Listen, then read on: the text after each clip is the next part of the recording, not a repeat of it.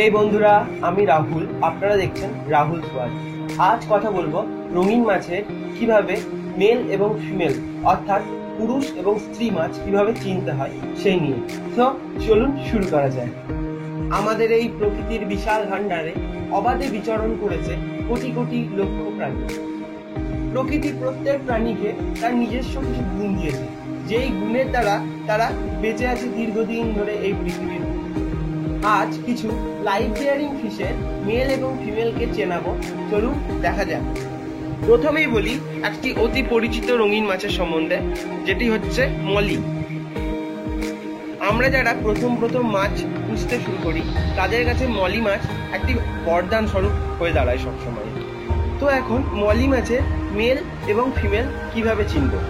ছবিতে যেটা দেখা যাচ্ছে, মলি মাছ যেগুলি মেল হয় সেগুলি স্ত্রীদের থেকে অনেক সুন্দর দেখতে হয়, অর্থাৎ ফিমেলদের থেকে অনেক সুন্দর দেখতে হয় এবং তাদের কালারও অনেক বেশি ভালো হয়।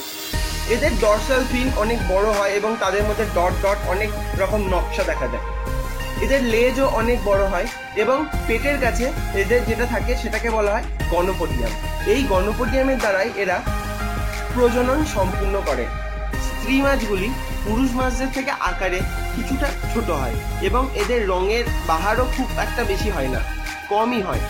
এদের ডানা অনেক ছোট হয় এবং এদের পেটের কাছে একটি জনন ছিদ্র থাকে। এই জনন ছিদ্র দিয়েই এরা প্রজনন সম্পূর্ণ করে এবং এরা বাচ্চা প্রসব করে। এবার বলবো গাপ্পির সম্বন্ধে।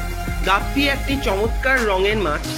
আগেই বলেছি লাইভ বিয়ারিং ফিশেদের মেল ফিমেলের থেকে অতীব সুন্দর হয়, এখানেও তার ব্যতিক্রম নেই। গাপ্পির ক্ষেত্রে ছেলেদের অতি চমৎকার রং এবং বড় ডানা দেখতে প্রচন্ড সুন্দর লাগে, অনেকটা যেন রামধনুর মতো। মেল গাপ্পিরা ফিমেলদের থেকে সাইজে কিছুটা হলেও ছোট হয়। ফিমেলগুলি দেখতে খুব একটা সুন্দর হয় না, কদাকার রঙের হয়ে থাকে সাধারণত এবং এদের ডানাগুলি গোল হয়। ফিমেলদের ডরসাল ফিনগুলি গোল গোল আকারের হয়ে থাকে, কিন্তু মেলেদের এই ফিনগুলি লম্বা লম্বা ত্রিশূল আকারের হয়ে থাকে। মেলেদের দেহের তুলনায় তাদের ফিন অনেক বড় হয়, কিন্তু ফিমেলদের ক্ষেত্রে তাদের দেহের তুলনায় ফিন অতটা বড় হয় না। এবার বলবো প্ল্যাটি ফিশ সম্বন্ধে। প্ল্যাটি সাধারণত লাল, হলুদ ইত্যাদি রঙে হয়ে থাকে। এদের মেল এবং ফিমেল ডিটেকশন করা কিছুটা হলেও কঠিন। মেলদের ডানাগুলি চ্যাপ্টা এবং ত্রিভুজ আকৃতির হয়ে থাকে, ফিমেলদের গুলো হয় গোল ফ্যান আকৃতি। ফিমেলদের ডরসাল ফিনটি উঠে থাকে এবং মেলদের সেই তুলনায় ডরসাল ফিনটি কিছুটা হলে পিঠের দিক থেকে নামানো থাকে। মেলদের পেটের নিচেটা সপাটে সোজা হয় এবং ফিমেলদের পেটের নিচেটা কিছুটা হলেও মোটা লাগে। মেলদের অ্যানাল ফিন পিছন দিকে বাঁকানো থাকে এবং তার সাথে যুক্ত থাকে গনোপোডিয়াম, এবং ফিমেলদের সেক্ষেত্রে অ্যানাল ফিন নিচের দিকে ঝোলা থাকে। এবার বলবো একটি চমৎকার মাছ সম্বন্ধে, যার নাম শর্ট টেল। শর্ট কথা অর্থ হচ্ছে তরোয়াল, অর্থাৎ এই মাছের পুরুষ মাছগুলির লেজগুলি অনেকটা তরোয়ালের মতো লম্বা হয়ে থাকে, এই জন্য এই মাছগুলিকে শর্ট টেল বলা হয়। ফিমেলদের সেই তুলনায় প্ল্যাটির মতোই গোল আকৃতির ডানা হয় ও ডরসাল ফিনটি উপর দিকে উঠে থাকে। এরা সাইজে 3 থেকে 4 ইঞ্চি হয়ে থাকে এবং পুরুষদের ক্ষেত্রে গনোপোডিয়াম দেখা যায়, ফিমেলদের ক্ষেত্রে গনোপোডিয়াম থাকে না।